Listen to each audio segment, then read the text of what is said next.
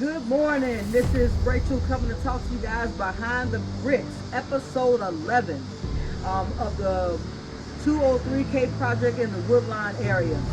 So I didn't come out at all this week. This is my first time looking at any progress that took place. So you guys come on along for the ride.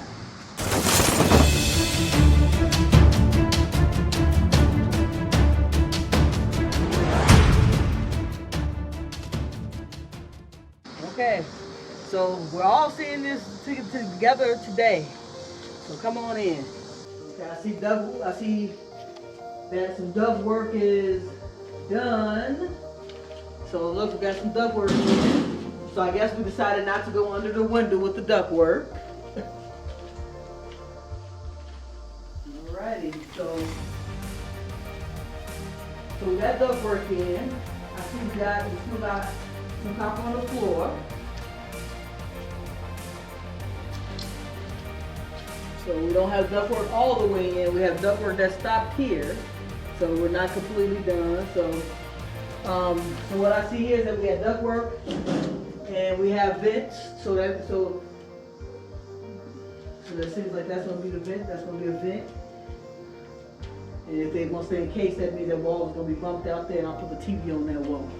So whenever I come in, I'm always thinking of ways to think it out.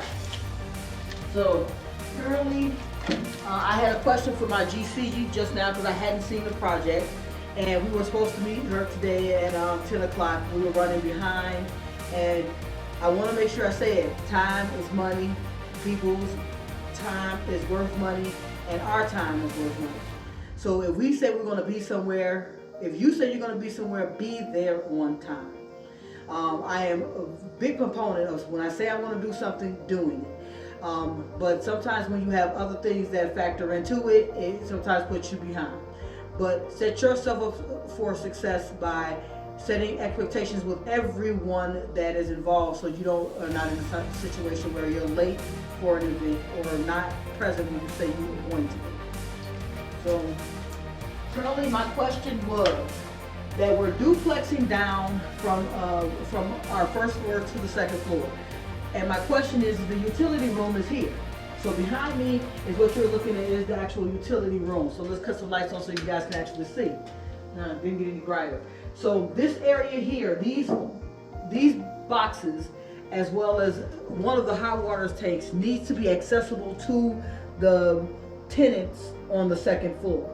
So when you're duplexing down, you cannot consider it a duplex if they have to use, if your other tenants have to come through the property or through an area within that duplex to actually get to their utilities. So the gas meters are going to also be in this room, which means that anything that is affecting the second floor is down here in the basement. That means that this doorway, the intention from what I gathered from the conversation is they're going to put a door here, a door here. These are the stairs from upstairs. And we're going to put a door at the top of the stairs, which makes this a basement entrance with bedrooms in the basement. So I don't know if it's actually considered a duplex or not in that case. There was a couple of properties I looked at that were laid out this way, and they advised me at that time that this cannot be considered a duplex as long as the common area isn't accessible from the tenants in the other parts of the building. So after I was looking over my video this week, it raised a question in my mind. I was like, so how do we get to the duplex portion? So now we're gonna walk upstairs.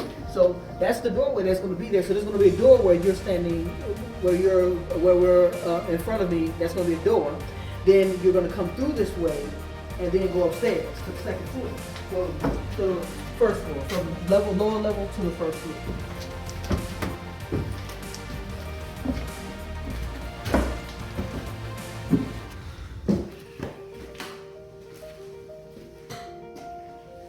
So if that's the case, that those stairs that we just came up, now we're into the first unit. So we're saying we're going to put a door here.